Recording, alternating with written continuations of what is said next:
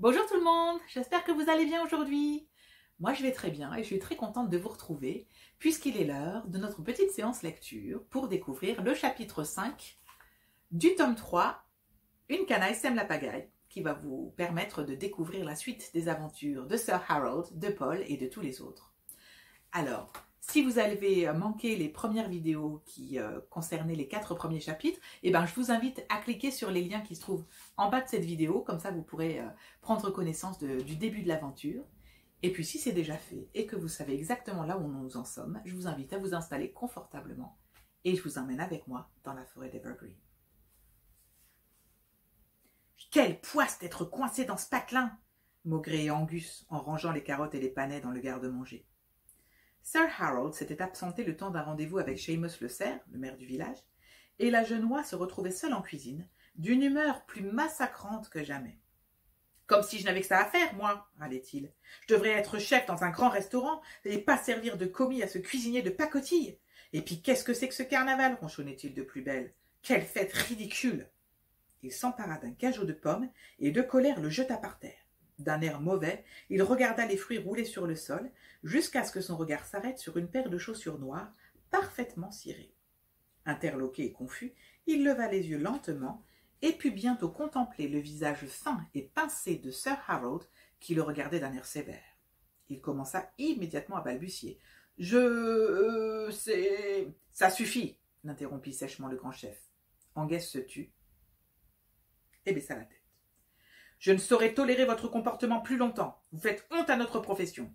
Aussi, je vous demande de quitter immédiatement le village. Prenez vos affaires, rentrez chez vous, tonna-t-il, sans laisser à Angus le temps de réagir.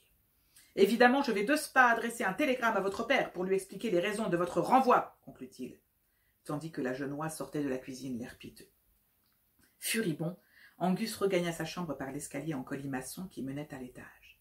Tout en faisant son bagage, il fulminait, honteux de s'être fait renvoyer comme un vulgaire domestique. Lui, Angus, un jeune cuisinier si talentueux, se faire traiter de la sorte. Ce mouton ne manquait pas de toupet. Nul doute que son père ne croirait pas un mot de ce que Sir Harold pourrait raconter. Il ferma son sac et quitta la pièce en claquant la porte, bien décidé à quitter le village au plus vite. Il partit en direction de la mairie, où se trouvait le point de départ de la navette. Celle-ci lui permettrait de rentrer à Pansy, son village natal, situé de l'autre côté de la forêt d'Evergreen. Il croisa sur son chemin Rupert Sanglier, le représentant des forces de l'ordre de Bluebells, qui effectuait sa ronde quotidienne sur la grande place. « Tiens, bonjour mon garçon, tu n'es pas en cuisine pour la préparation du dîner de ce soir ?» lui lança le sanglier d'un air jovial. Angus le regarda froidement et répondit d'un ton sec. « Certainement pas.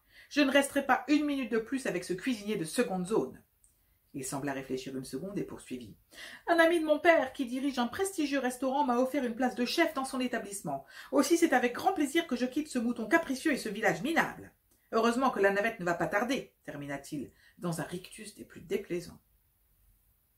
D'un naturel placide et bon enfant, Rupert n'en était pas moins à cheval sur le respect et les bonnes manières. Aussi, il faillit s'étrangler de stupeur devant tant d'insolence et de méchanceté. Il plissa les yeux et se mit à claquer des dents. Quiconque connaissait Rupert y aurait vu là le signe d'une imminente explosion de colère et se serait empressé de prendre la fuite avant de subir le courroux du sanglier. Angus était évidemment à 1000 lieues de se douter du danger qu'il guettait et restait planté là, l'air satisfait d'être parvenu à clouer le bec de l'imposant policier. Rupert prit une profonde inspiration et ferma les yeux un instant, se remémorant les cours de méditation qu'il avait suivis avec Winifred.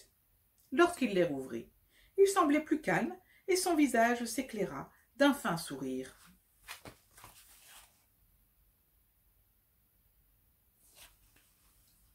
« Eh bien, bon voyage, mon garçon, dit-il gentiment. J'espère que tu as de bonnes chaussures de rechange dans ce pactage, ajouta-t-il l'air moqueur.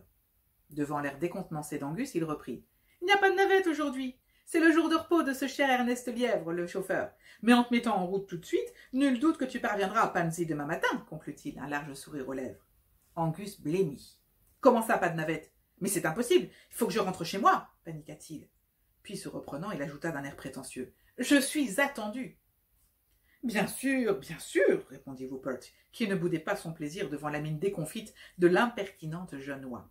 C'est bien pour cela qu'il te faut partir tout de suite, Pansy n'est pas la porte à côté. Et puis nous autres, habitants de ce village minable, ne sommes certainement pas dignes de profiter de ta présence parmi nous une journée de plus, ajouta-t-il en souriant. Bonne route, conclut-il, en saluant Angus d'un hochement de tête, avant de le laisser planter là pour poursuivre sa ronde. Pendant quelques secondes, l'ex-apprenti de Sir Harold resta figé, suivant des yeux la silhouette massive du sanglier qui s'éloignait. Bientôt, l'incrédulité fit place à une immense colère qui lui empourpra le visage. Au diable, tous ces imbéciles, pensa-t-il exaspéré. Il ramassa d'un geste brusque le bagage posé à ses pieds et se mit en route, espérant parvenir au plus vite au village voisin de Primrose. Il espérait pouvoir y trouver un endroit où passer la nuit avant de quitter les lieux grâce à la navette du lendemain. Et voilà, c'était terminé pour le chapitre 5. J'espère que ça vous a plu. N'hésitez pas à me faire part de vos commentaires, à me dire ce que vous avez pensé de tout ça, et puis à partager, bien sûr, si ça vous a plu. Et on se retrouve très bientôt pour la lecture du chapitre 6. À bientôt!